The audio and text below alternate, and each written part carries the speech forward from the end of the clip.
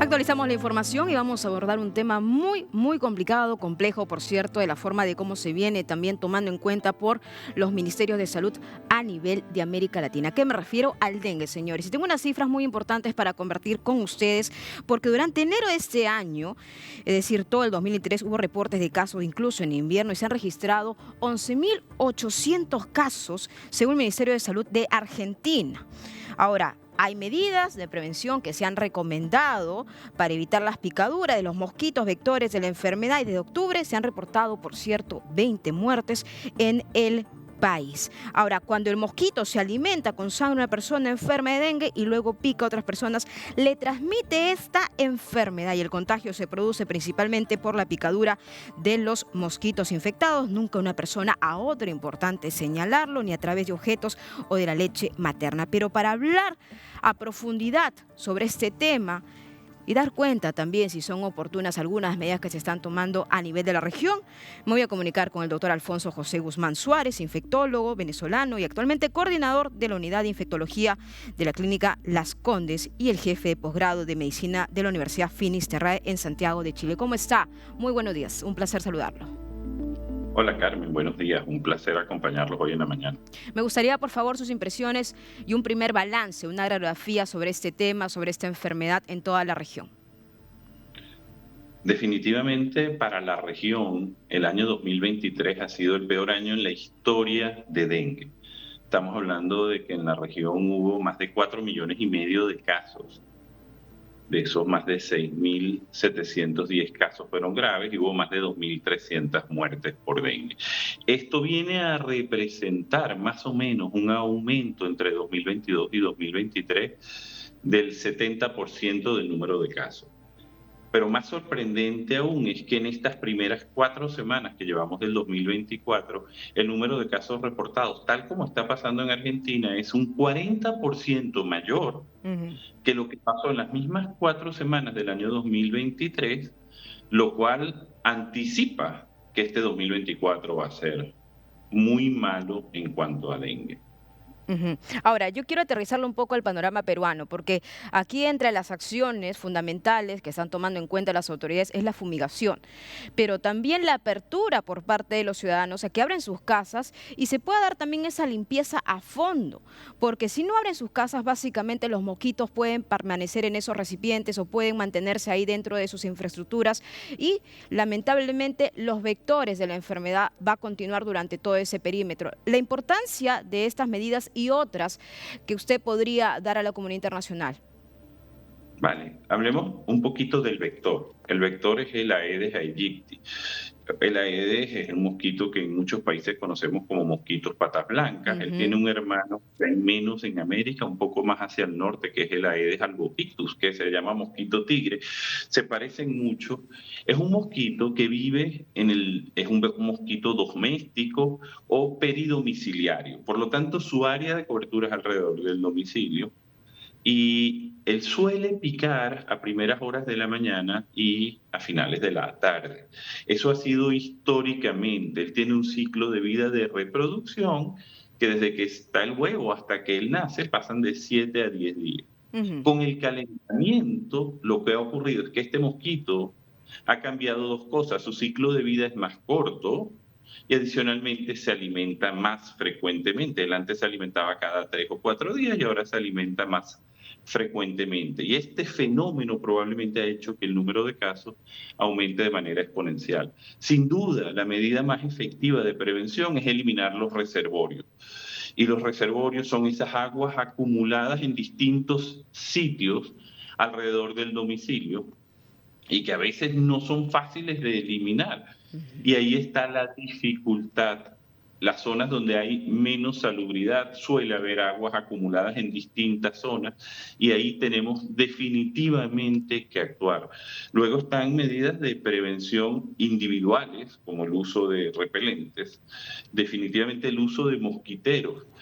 Algo que no es exactamente igual, porque la característica del mosquito no es el mismo, pero los mosquiteros con repelentes que se usan Ujú. para prevención de malaria deben ser sumamente útiles también para prevención de dengue. Por lo tanto, yo creo que tenemos que aplicar distintas estrategias. Por un lado, eliminar los reservorios. La fumigación es una medida no tan eficaz porque solo elimina las formas adultas, no elimina todas las formas del mosquito que vienen en formación, desde huevos, larvas, pupa, etcétera. Entonces, lo clave es ir eliminando los reservorios del mosquito. Qué importante lo que usted comenta, doctor, porque eso me hace recordar mucho acerca de algunas estrategias que se tomó desde el gobierno peruano sobre la fumigación y consideraron que era algo sustancial para tratar de eliminar estos reservorios. Pero usted lo ha explicado bien, también es un trabajo individual, vecinal, de protección de la comunidad para también ponerse de acuerdo sobre algunas estrategias. Ahora, los lugares que no tienen servicio de agua potable, y me parece que eso es sustancial, porque tienen que llenar agua, tienen que comenzar a acumular agua en bidones y lo hacen de una forma pues, incluso por meses, por días, donde llega incluso el aguatero, como se conoce estos tanques de agua, para que ellos tengan algo incluso para cocinar, para lavar, y es ahí donde se va formando prácticamente estos huevitos. Me parece que es importante también esta arista tener en cuenta, ¿no? Sobre las personas que no tienen acceso a agua potable, sobre todo lo que ocurre en las personas también de sectores más vulnerables, no solamente del Perú, sino también a nivel de la región. Es fundamental que si uno va a acumular agua porque no tiene servicio continuo de agua, tenga el agua siempre en recipientes que puedan tener tapas, de manera que sea mucho menos probable que el mosquito deje sus huevos allí. Si son depósitos de aguas más grandes, Sí. hay insecticidas para tratar el agua y evitar que se formen los mosquitos allí.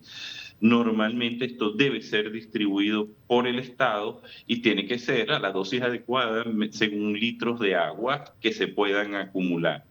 Pero efectivamente, por un lado, evitar en los acúmulos de agua que son personales, tenerlos siempre cubiertos y solo destaparlos cuando se va a utilizar el agua o cuando se va a llenar, procurar recambiar en la medida de lo posible el agua cuando uno tenga acceso al servicio nuevamente y finalmente en los depósitos grandes, en los grandes tanques, hay que tratar el agua del reservorio para evitar que allí se nos formen nuevos mosquitos.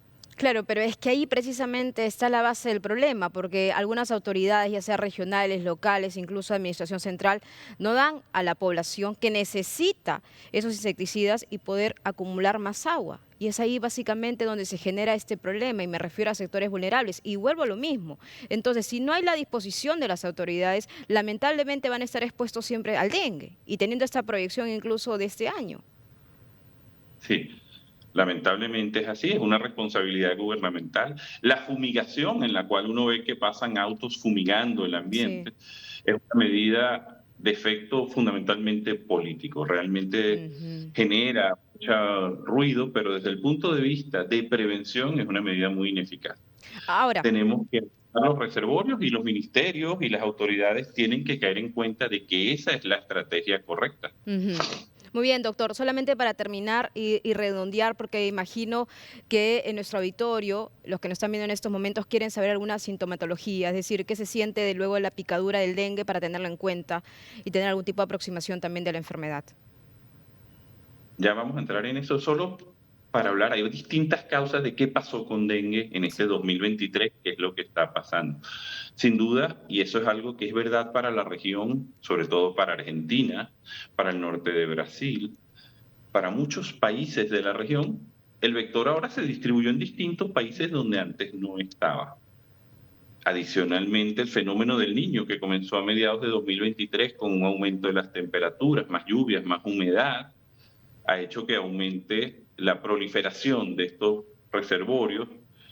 Y una cosa que no deja de ser real, después de la pandemia del COVID-19, los sistemas de salud quedaron muy golpeados De económicamente, acuerdo. con personas muy cansados, con poca capacidad de diagnosticar cosas distintas. Y eso probablemente tenga algo que ver, la inestabilidad política en la zona, los movimientos de grandes poblaciones. O sea, pensemos que el dengue se movió a lo largo del mundo en el movimiento de las tropas en la Primera Guerra Mundial. Bueno, tratemos de reflejar eso en lo que nos está pasando. Ahora, ¿qué puede sentir la gente? Es una fiebre, es una enfermedad que suele ser muy sintomática. Es una enfermedad que suele haber fiebre alta, una fiebre de difícil control, con mucha cefalea, mucho dolor de cabeza, dolor en el cuerpo, tanto que se conoció como la enfermedad rompehuesos porque el dolor suele ser muy discapacitante. Eso suele durar de 5 a 7 días, esos síntomas, puede haber algo de dolor abdominal, y eso le pasa en línea general a todo el mundo. Hay un grupo que se puede complicar y que puede progresar en la enfermedad y que puede empezar a aparecer lesiones en la piel, tipo puntitos rojos, que son manchas porque bajan las plaquetas, pueden tener dificultad para respirar, se les puede hinchar el abdomen. Y ese grupo, bueno, evidentemente hay que tratar de diagnosticarlo antes de que se complique, porque hay exámenes de laboratorio muy sencillos que pueden orientar a que una persona se puede complicar. Y finalmente hay un grupo muy pequeño que ese grupo lamentablemente puede llegar a tener enfermedad fatal. Eso representa más o menos el 0,05% de los casos. Ahora, importante que cualquier persona que tenga fiebre, dolor de cabeza, dolor de hueso y no tenga síntomas respiratorios, porque al principio puede parecer una gripe, pero aquí Ujú. no hay tos, no hay moco, no hay síntomas respiratorios altos. Bueno, piense que puede tener dengue y acuda a un sitio donde se pueda hacer el diagnóstico y se pueda prevenir las eventuales complicaciones.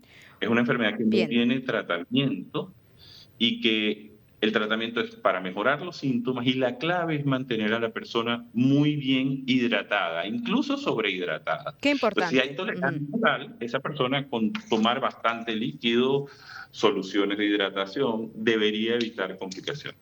Muy bien, doctor Alfonso José Guzmán Suárez, usted ha dicho algo muy importante, la atención primaria también en América Latina, que fue muy golpeado por la COVID-19, incluso desmantelado por algunos gobiernos, donde incluso en los barrios, sectores populares, no hay esa atención primaria y tienen que ir a los grandes hospitales y ahí se concentran básicamente todos los pacientes. Qué importante también es entender el sistema de salud de cada país de la región. Muchas gracias al doctor, muy amable, muy buenos días. Un gusto. Adiós. Feliz día.